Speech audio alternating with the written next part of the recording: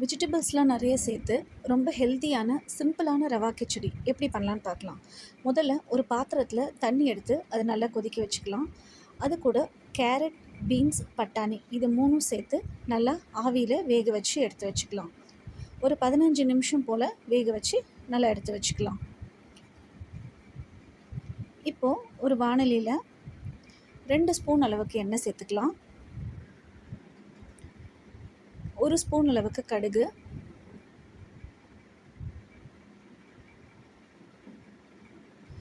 கடுகு நல்லா பொரிச்சு வந்ததும் ஒரு அரை ஸ்பூன் கடலைப்பருப்பு, அரை ஸ்பூன் உளுத்தம்பருப்பு இதை சேர்த்து நல்லா பொன்னிறம் மாற வரைக்கும் வறுத்துக்கலாம்.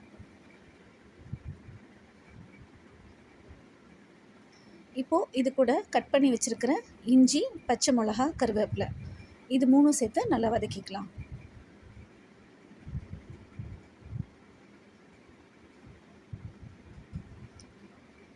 இது கூட கட் பண்ணி வச்சுருக்கிற வெங்காயத்தையும் சேர்த்து நல்லா வதக்கிக்கலாம்.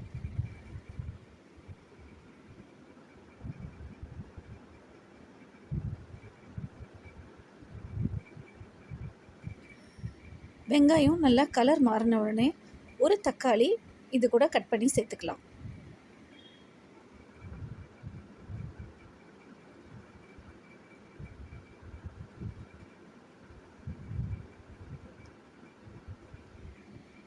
இதுக்கு தேவையான அளவுக்கு உப்பு, ஒரு அரை டீஸ்பூன் அளவுக்கு மஞ்சள் தூள் இது ரெண்டும் சேர்த்து நல்லா கலந்து விட்டுக்கலாம்.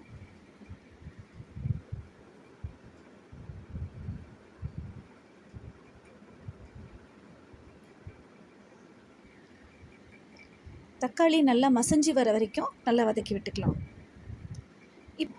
ஒரு டம்ளர் ரோஸ்டட் ரவை எடுத்திருக்கேன். அதுக்கு 2.5 டம்ளர் அளவுக்கு தண்ணி சேர்த்துக்கலாம்.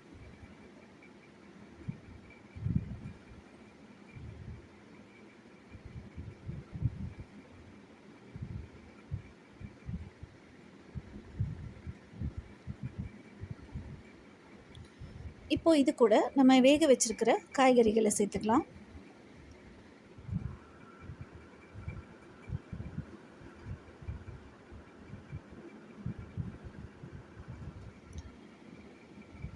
இப்போ தண்ணி நல்லா கொதிச்சு வரணும்.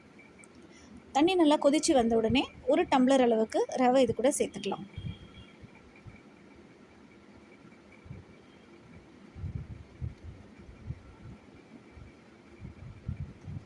ரவையை நல்லா கலந்து விட்டுக்கலாம். அடுப்பை இப்போது சிம்மில் வச்சே நம்ம கலந்து விட்டுக்கலாம்.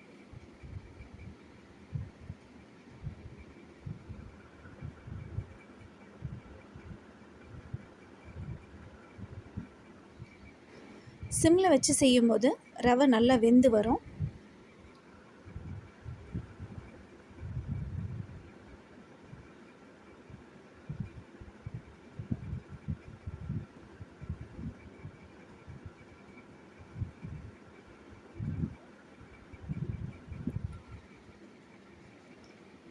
இப்போது ஒரு 5 நிமிஷத்துக்கு மூடி போட்டு வேக வைக்கலாம்.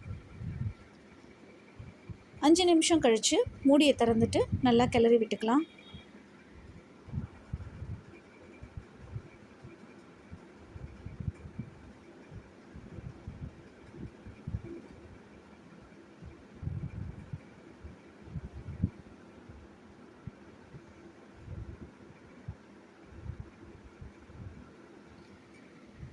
திரும்பவும் ஒரு 2 நிமிஷத்துக்கு மூடி வச்சுட்டு திரும்பவும் அதை ஓப்பன் பண்ணி நல்லா கிளறி விட்டுக்கலாம். மூடி வச்சு கிளறும்போது உப்புமா நல்லா சாஃப்டாக வெந்து நல்லா உதிரி உதிரியாக இருக்கும்.